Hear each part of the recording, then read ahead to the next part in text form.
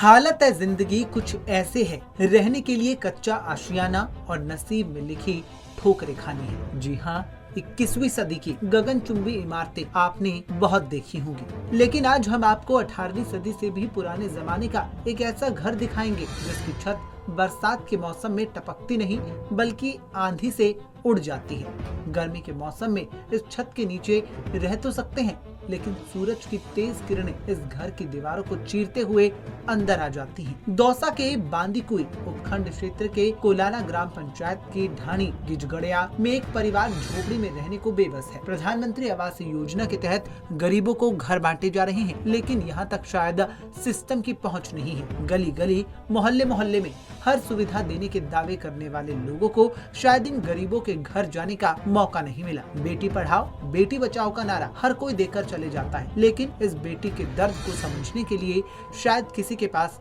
वक्त नहीं है। कि हमारे पास नहीं तो लाइट है, ना ही कोई रोजगार है, ना ही हमारे पास लैट्रिन बाथरूम की सुविधा है और पीने के लिए पानी की व्यवस्था भी नहीं है। और ना ही इस कारण हम बहुत पिछड़े हुए हैं। कई बार ग्राम पंचायत और सरपंच के पास भी चक्कर लगाए गए और हमारी कोई सुनवाई नहीं होती है, कोई गवर्नमेंट के द्वारा हेल्प नहीं हो रही है। और मैं रीट की तैयारी कर रही हूँ, तो लाइट नहीं होने की वजह से मैं दिन में ही पढ़ पाती हूँ, इसलिए अच्छी तैयारी नहीं हो पा रही है।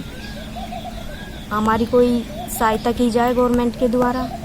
मकान आपका और भी है या यही मकान है? हमारे कच्चा मकान है, झोंपड़ी है, उसी में हम टाइम पास कर रहे हैं।